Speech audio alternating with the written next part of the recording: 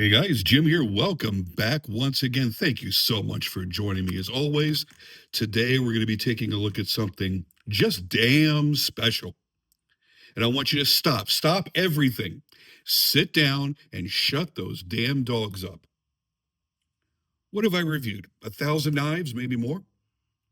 And out of all those reviews, I have said you need to buy this knife less than probably a dozen times.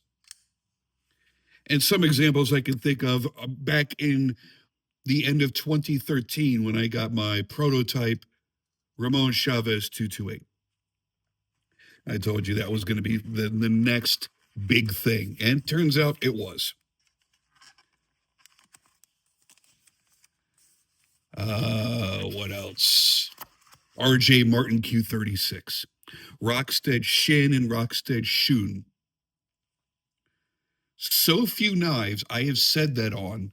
It's crazy. But this is one that I'm going to say this on. In the packaging, you get your PVC patch and you get a COA card. Each of these are individually numbered. This happens to be number 69. Just don't think. Just order a Protean. The last time I felt a knife in this size that felt this tough and this well made and robust for a 3-inch blade was the original small 3-inch McNeese. And I still stand by that's one of the coolest and best EDC knives you can get your hands on there, too. I see why this won awards at Blade Show when it debuted. I don't remember exactly which award it was. This is a couple of years ago. I want to say, was it Best Overall Folder of the show? Was it Best Collaboration? Best Production? No, that's because it's not a production knife. I don't remember.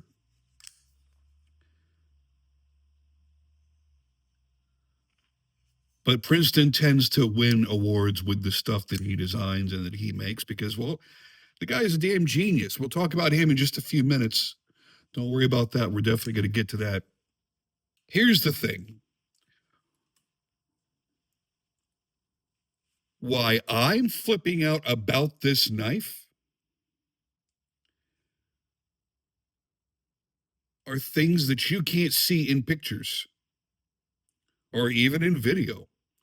This is one that just doesn't impress the camera, but in the hand, it sells itself instantly. Like, not even a thought, just, oh shit, I want this. As soon as you touch it, when you pick it up, when you feel it in your hand, when you feel the wonderfully unique detent, because it is a unique detent. There is no standard detent ball in this knife. It's kind of wild, it's kind of kooky.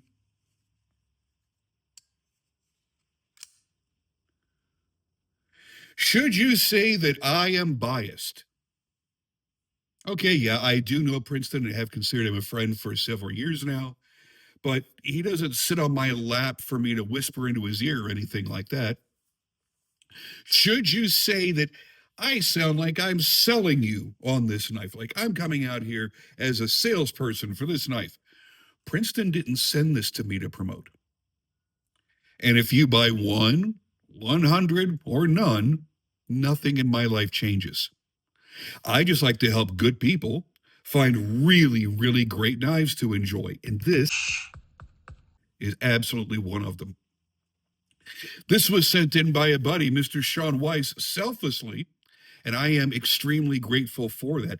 He asked when I was going to review one, and I told him, well, I haven't handled one yet. I don't have access to one. So he jumped into action and sent me his. Now, this is his number one favorite EDC knife. He carries it every day. He loves it. He enjoys it. So I'm not going to have this for very long before I turn this right around and send it back to him because he's going to be missing it.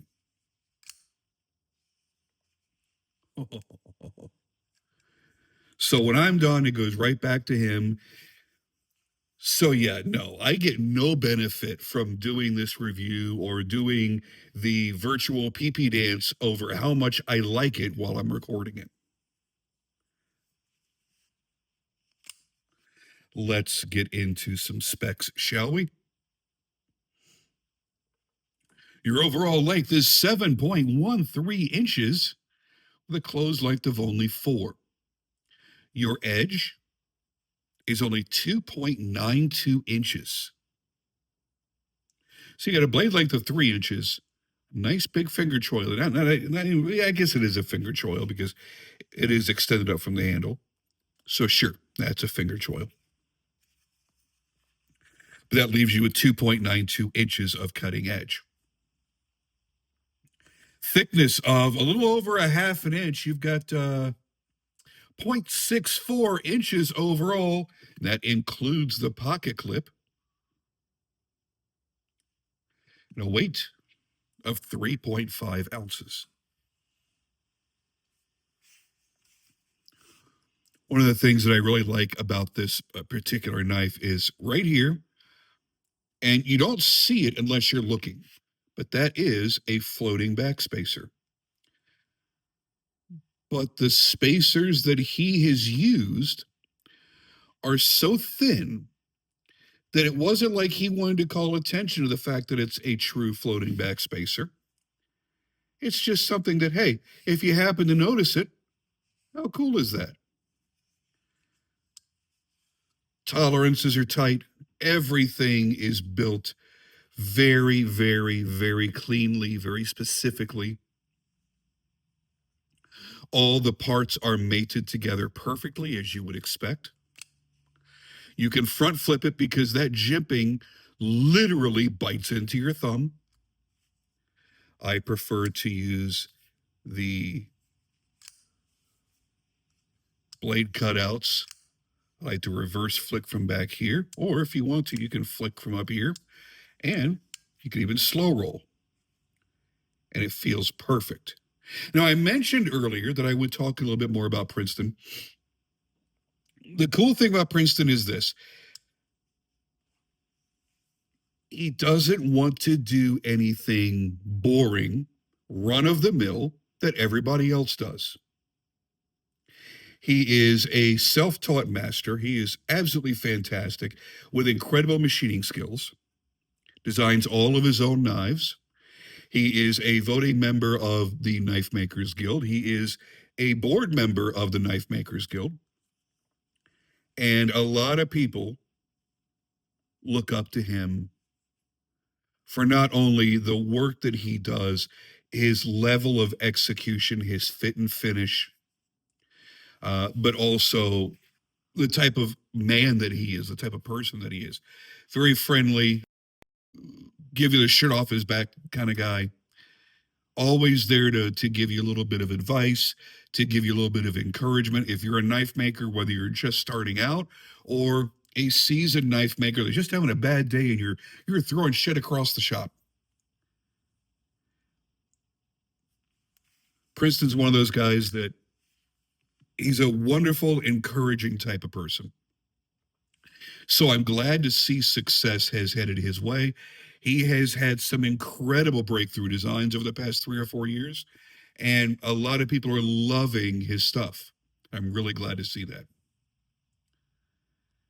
When I talked to him about the Protean, he says that the name Protean has its origins from the Greek sea god Proteus and is associated with shape-shifting and versatility. Now, where that fits into this theme is the fact that he typically will design a knife with a very specific blade shape in mind. This time he didn't. What he wanted to do was to create a knife that had a set ergonomic profile with this handle that would work to complement a multitude of different blade shapes. So tomorrow, you could put in a spear point. The next day, he could add a tanto to the list. The day after that, he could put a Warncliffe out, and they're all going to work with the way that this handle is shaped, the way that he's milled and scalloped it. It's going to flow into a bunch of different blade shapes. Now, I like this drop point a lot. And now this is absolutely 1000% on my personal list of knives to get. I want to get one just like this, probably in a bronze, or if I shoot for the moon, I can look at this and go, this would be a really great candidate for crystallized titanium. Oh, yeah. Think about that.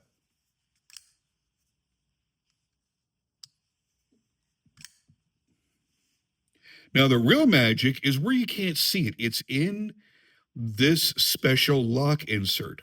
Now, we've seen lock inserts done on plenty of titanium frame locks. It prevents titanium and steel from galling because the titanium is much softer than the steel. Well, here's the deal. This isn't just doing that. Oh, yeah, sure, we know it's also working as a stabilizer so that you're not bending it this way, you're not overextending it past the frame. You know, it does that too.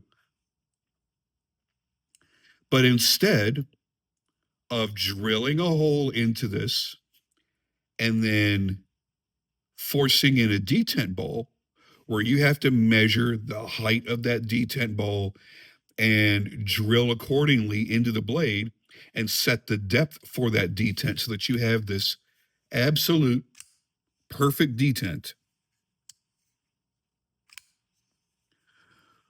What he's done is you take a look at the whole thing there, that whole lock insert, right? And imagine it's just a little bit thicker overall than what you're seeing right there.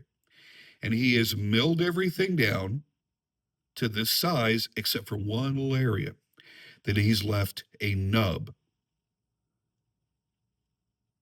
You have, I guess you could kind of call it an autonomous detent, because you have one monolithic piece of titanium that's creating your lock insert, your lock bar over travel stop, as well as your detent. Yeah, I guess that's just the best way to put it. So it's always going to stay the same. He has a way of tuning it where it's just perfect. And he says he's made an extra long detent ramp, which is meant to sort of lightly add a little bit of friction to the blade as you're dropping it closed so that it's not a complete guillotine dropping down and chopping off the end of your thumb. It'll drop and then it'll do a very slow, controlled, very, very smooth closing action. This has now jumped to pretty much the top of my list. This is one of the next knives that I want. So, Shaun, thank you so much, buddy, for sending this out. I really, really do appreciate it. I would suggest everybody out there, go check Shaun out. He is on Instagram. I don't know if he's giving out his Facebook, but I'll link you to his Instagram here. Go check out his Instagram. He loves knives. He definitely does. And with that, my friends, I'm out of here for now, but I will definitely be seeing you soon because I have a lot of wicked cool knives to show you, and I can't wait to do it.